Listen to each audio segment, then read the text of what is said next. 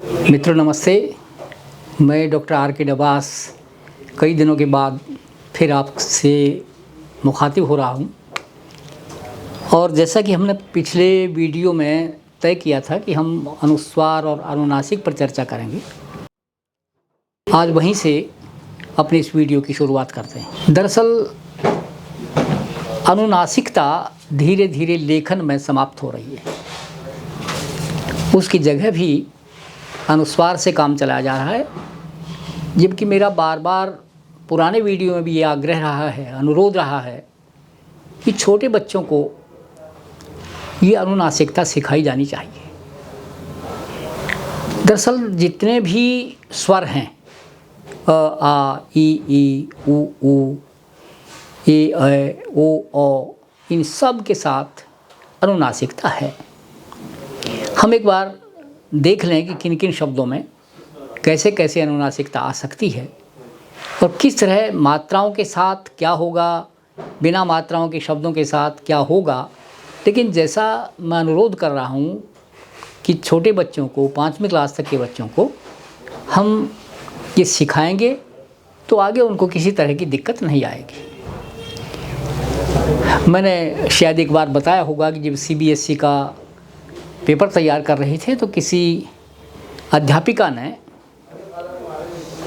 नींद और मैं इनका वर्ण विच्छेद किया तो वो ठीक नहीं था। उस पर चर्चा हुई। फिर मुझे लगा कि ये बात सिखाई जानी चाहिए, वरना बहुत आगे तक जाते जाते भी हम इस तरह की अशुद्धियाँ प्राय करते रहेंगे। है क्या कि अ, आ, ई, ऊ, पहले हम केवल ये स्वर लिखते हैं और ठीक इनके साथ साथ हम ये भी लिखते हैं कि आ,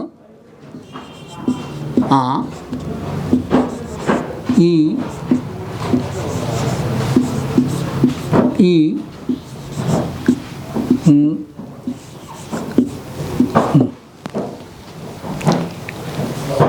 अब एक बात से हम सब परिचित हैं कि इस अ की कोई मात्रा हमें दिखाई नहीं देती, केवल सुनाई पड़ती है। जब मैं कहता हूँ क, तो इस क को यदि कुछ सेकंड में बोलूँगा, क, अंत में हमें अ ही सुनाई पड़ता है। अकेले क को मैं बोल नहीं पाता, कोई भी नहीं बोल पाता। उसमें चाहे शतांश ही सही, वो अ हमें सुनाई पड़ता है। इसकी अनुनासिकता हम देखते हैं। आपने यदि फादर कामिल उल्के का कोश देखा हो तो अंग्रेजी ऐसा ही लिखा है, अ ग रे जी, यानी इस अ को हमने ऐसा ले लिया। हमारे अध्यापक ने कभी ये बातें सिखाई नहीं हमें। हमने तो जब आँख पढ़ा, इस ये आ और ये आ ख, हमने जब कभी ये पढ़ा तब ये बात समझ में आई कि हम बोलते हैं तो उस आ को ऐसे लिखना पड़ेगा। और धीरे धीरे विद्यार्थियों को भी ये बात बताई कि भाई आ और आ। हम कितनी भी देर तक इन दोनों को बोल सकते हैं। मैंने कहा आ, फिर मैं कहता हूँ आ। अंतर क्या है? अनुनासिक, नासिका का अनुगमन करता है ये आवाज़, ये स्वन। तो सभी स्वरों के साथ हम ये देख रहे हैं, ई है। हम ये भी जानते हैं कि ई की मात्रा ये होती है, ह्रस्व ई की मात्रा। अब जब ये मात्रा के साथ होगा तो मैंने लिखा सी, वैसे होगा तो मैंने लिखा ई। ईंचना खींचने को कहते हैं, ईंचना, ये ईंचना। सिंचाई, ये सी, यानी इसका उच्चारण ई है, यह नहीं होगा च के साथ। यदि हम अनुस्वार की बात करेंगे तो अनुस्वार का प्रयोग तो अगले वर्ण के साथ है, लेकिन इसका तो स्वर के साथ है। दरअसल ये स्वरों का विकार है, या कहिए कि स्वर का गुण है ये, कि एक स्वर को हम मौखिक भी बोल सकते हैं और अनुनासिकता भी उसमें रख सकते हैं, नासिक की ध्वनि भी आएगी। अब ये ई है, हमने ई लिखा, लेकिन जब मैं लिखता हूँ ईंधन तो ये ई ध न। अब उन मात्राओं के लिहाज से क्यों छोड़ दी मात्रा, उसकी हम चर्चा करेंगे। ईंधन, इसकी मात्रा हम लिखेंगे जैसे मैंने अभी कहा था, नी ये नी द। अगर ऐसा लिखा होता तो शायद अभी अभी जो मैं बात बता रहा था वो अध्यापिका उस तरह की गलतियां नहीं करती, वो साफ साफ लिखती न और आगे ई लिख देती, ये नी। इसी से ये बनता नी और द अ, ये स्थिति उसकी हो जाती। लेकिन अभ्यास नहीं है, अध्यापकों ने बहुत ज़्यादा जोर नहीं दिया तो ये छोड़ ही दिया, और परिणाम ये हुआ कि बच्चे बहुत सारे अब भी नहीं समझते। 10वीं क्लास में 12वीं क्लास में हो गए, लेकिन ये बात समझ में नहीं आती। ऊ का हम उदाहरण लें, ऊ हमने ये ह्रस्व ऊ लिया और इसी को हमने ऊ, उंगली, ये लिखेंगे उगली। इसको हम ऐसे पढ़ेंगे, इसको भी ऐसे पढ़ेंगे। ऊ, बार बार हम जब ऊ कहेंगे तो जाहिर है कि ऊ से भिन्न है, ये दोनों में अंतर है। और जब हम दीर्घ ऊ की बात करते हैं तो ये देखेंगे कि ऊ, उगना, मैंने ये लिखा उगना, और फिर मैं कहता हूँ सोनी, उगना नहीं, ऊँघना, उगना और ऊँघना। इस ऊ को हम ऐसे पढ़ेंगे, इसको भी ऐसे पढ़ेंगे। ऊ यानी ये जो चंद्र बिंदु हम लगाते हैं, अनुनासिक जो लगाते हैं, ये उस स्वर के साथ ही उच्चरित होता है, अलग से नहीं। जबकि अनुनासिक साथ संलग्न इसके उच्चरित हो रहा है, लेकिन अनुस्वार बिल्कुल अगले वर्ण के साथ उच्चरित होता है। उसका अनुस्वार पर चर्चा करते वक्त हम उसको पढ़ेंगे बार बार। अब हमारे पास ओ और सानुनासिक ओ और अ, ये बचे हैं।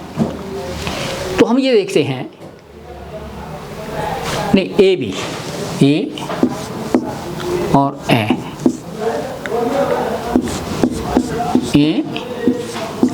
और ए, ये। तो हम ये देखते हैं कि हमने ये लिखा ए च, इसी को हम कहें एच।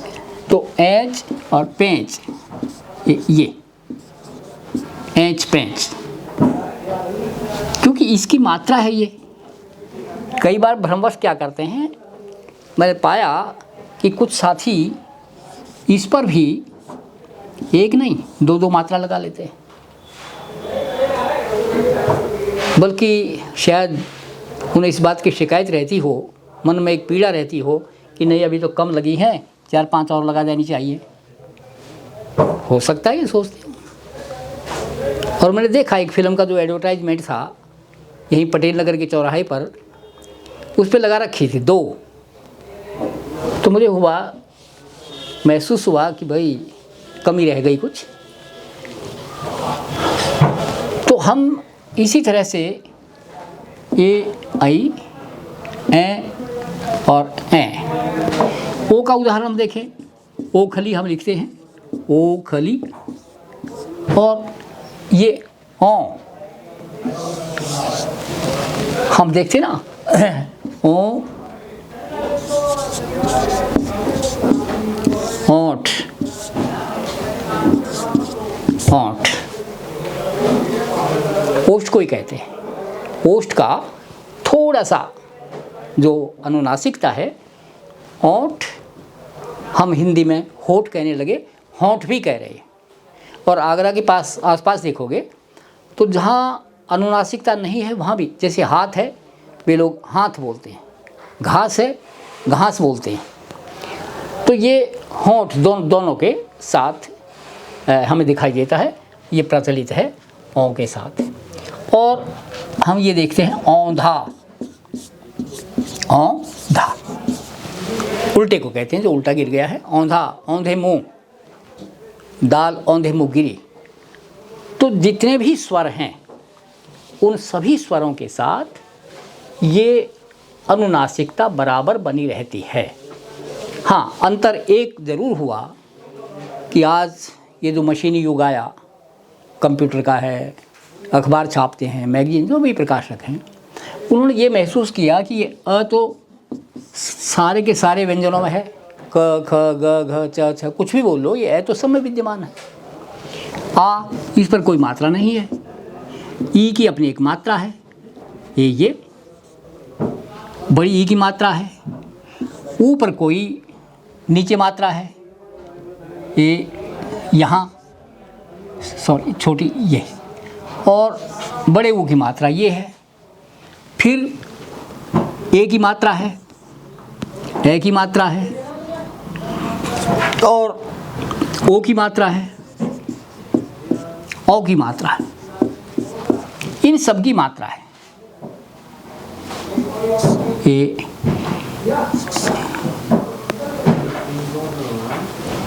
इस ए की मात्रा एक है, ये ए की दो मात्राएं हैं। इसी तरह ओ की मात्रा ये है और औ की मात्रा भी ये मात्रा है।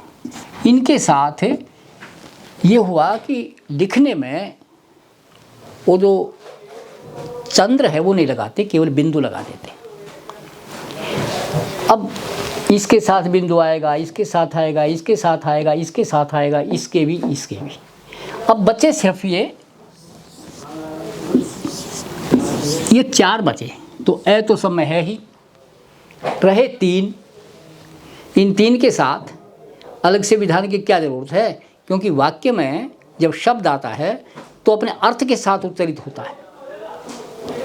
मैंने एक बार कहा था कि फला पार्टी दो हिस्सों में ये लिखा हुआ था। ये अभ्यासवश मैंने इसे पढ़ा बंटी, लेकिन उसने लिखा बटी, बट गई। आपका बंटी जो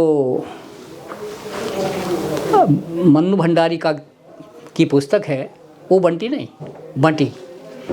बटी ऐसे लिखा जाना चाहिए था, लेकिन इस अनुनासिकता को छोड़कर अनुस्वार का प्रयोग कर रहे हैं, अखबारों में कर रहे हैं। कारण मैंने बताया कि इसके साथ बिंदु आएगा, इसके साथ बिंदु आएगा, इसके साथ बिंदु आएगा, इसके साथ बिंदु आएगा। हाँ, यहाँ चंद्र बिंदु, यहाँ चंद्र बिंदु, इसके साथ भी बिंदु, यहाँ भी बिंदु, यहाँ भी चंद्र बिंदु। यानी केवल तीन ऐसे बचे हैं जिनके साथ चंद्र बिंदु की बात आती है, क्योंकि अ सब में शामिल है इसलिए। तो इस तीन के लिए वो 11 में से केवल तीन के लिए अलग से चंद्र बिंदु, ये सोचकर सभी प्रेस वालों ने, अखबार मैगजीन वालों ने, सारे प्रकाशकों ने धीरे धीरे उस अनुनासिकता को लगभग समाप्त कर दिया, उस चंद्र बिंदु को। अभी केंद्रीय हिंदी निदेशालय भी ये अनुरोध करता है कि छोटे बच्चों को ये सिखाया जाना चाहिए। हाँ, एक बात ज़रूर है कि दोनों के पठन की बात हम ज़रूर सिखा दें कि पढ़ें कैसे। हमने जब ये पढ़ा कि हंस, हंस ये, और हमने इसको भी पढ़ा हंस, तो जाहिर है कि इसको हम ऐसे पढ़ेंगे, ये हाँ इकट्ठा, ह भी और ये अनुनासिकता भी इकट्ठी, हाँ हाँ। लेकिन ये ह, इसका पठन ये होगा केवल हंस, हंस, लेकिन इसके साथ हंस। एक और उदाहरण हम देख लें कि मैंने ये लिखा, ये सा स, ये मैंने लिखा सा स। इसको ऐसे पढ़ेंगे, इसको भी ऐसे पढ़ेंगे, सा सा सा सा।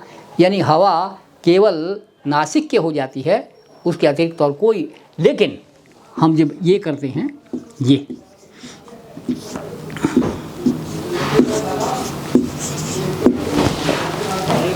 तो इसको हम ऐसे पढ़ते हैं। ये पहला केवल सा, उसमें किसी तरह की नासिक की ध्वनि नहीं है। सा, सांसारिक, यानी इसका उच्चारण इसके साथ है, सांसारिक। तो हम ये देखें कि छोटे बच्चों को चंद्रबिंदु के साथ सिखाया जाना चाहिए और उसके पठन का तरीका भी सिखा दें कि जहाँ हम अनुनासिकता का प्रयोग करते हैं वो उस स्वर के साथ ही उच्चारित होगा, और जब अनुस्वार का प्रयोग होगा तो अगले वर्ण के साथ। ये अनुस्वार के संदर्भ में हम इसको पढ़ेंगे कि अनुस्वार की क्या स्थिति है, अंतस्थ ध्वनियों के साथ, ऊष्म ध्वनियों के साथ क्या है, और बाकी जो पंचम व्यंजन हैं उनके साथ क्या है। धन्यवाद मित्रों। अभ्यास चाहिए, और जो मैं कहता हूँ बार बार कि आपका जो फॉरगेटिंग साइकिल शुरू हो उससे पहले यदि एक बात दोहरा लेंगे तो फिर भूलेंगे नहीं। विद्यार्थियों को भी अच्छा लगेगा और हम भी प्रसन्न होंगे, ऐसा मुझे निश्चित रूप से भरोसा है। धन्यवाद।